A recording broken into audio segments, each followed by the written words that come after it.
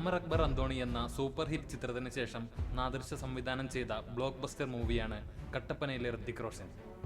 ആദ്യ ചിത്രം പോലെ തന്നെ ഹാസ്യത്തിനും സൗഹൃദത്തിനും ഒരേപോലെ പ്രാധാന്യം നൽകിക്കൊണ്ടാണ് ഈ ചിത്രവും അണിയിച്ചൊരുക്കിയിരിക്കുന്നത്. തിയേറ്ററുകളിൽ വൻ വിജയമായി മാറിയ ഈ ചിത്രത്തിലെ ഏതാനും മിസ്റ്റേക്കുകൾ നമുക്ക് നോക്കാം.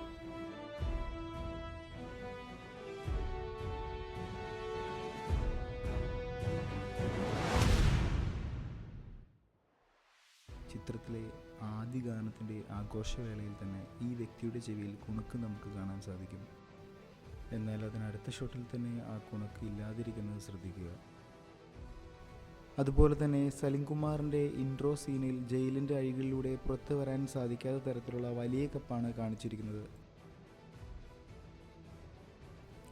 ഈ സീനിൽ വെയിൽ അധികമില്ലാത്ത ഒരു പകൽ സമയമാണ് കാണിക്കുന്നത്. ഇതിൻ്റെ അടുത്ത ഷോട്ടിൽ തന്നെ വെയിൽ കൂടുകയും മരത്തിൻ്റെ നിഴൽ താഴെ കാണുകയും ചെയ്യാം. ക്ലാസ് റൂമിനകത്തിരിക്കുന്ന ഈ രണ്ട് പെട്ടികൾ ശ്രദ്ധിക്കുക. തുല്യ അകലത്തിൽ ഒരേ വരിയിലാണ് രണ്ട് പെട്ടികളും ഇരിക്കുന്നത്. അതുപോലെ തന്നെ രണ്ടാമത്തെ ബെഞ്ചിന് അടുത്താണ് പെട്ടികളിരിക്കുന്നത്. എന്നാൽ അതിനടുത്ത ഷോട്ടിൽ രണ്ടാമത്തെ ബെഞ്ചിനടുത്ത് പെട്ടിയില്ല എന്ന് നമുക്ക് കാണാം.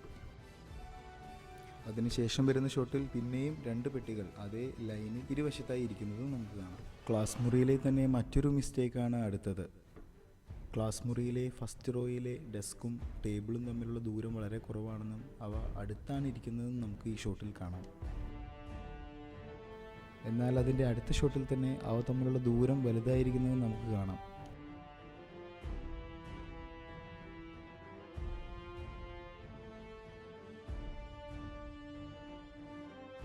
അടുക്കളയിൽ വെച്ചിരിക്കുന്ന ഈ കത്തികളൊന്ന് ശ്രദ്ധിക്കുക. അടുത്ത ഷോട്ടിൽ തന്നെ അവയുടെ സ്ഥാനം മാറിയിരിക്കുന്നത് നമുക്ക് കാണാം. അതിനടുത്ത സീനിൽ തന്നെ വീണ്ടും കത്തിയുടെ സ്ഥാനം മാറിയിട്ടുണ്ട്. ഈ സീനിൽ നായകന് പുറകിലായി ഒരു ബൈക്ക് പാർക്ക് ചെയ്തിട്ടുണ്ട്. എന്നാൽ ഈ സീന് തൊട്ട് മുമ്പുള്ള ഷോട്ടിൽ ആ ബൈക്ക് അവിടെ പാർക്ക് ചെയ്തിട്ടില്ല.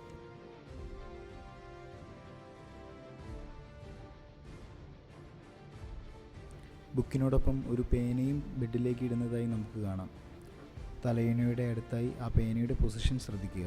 അതിനടുത്ത ഷോട്ടിൽ തലയിണയുടെ അടുത്തായി പേന ഇല്ല എന്ന് നമുക്ക് കാണാം. എന്നാൽ അതിനുശേഷം വരുന്ന സീനിൽ പിന്നെയും പേന അവിടെ കാണാം.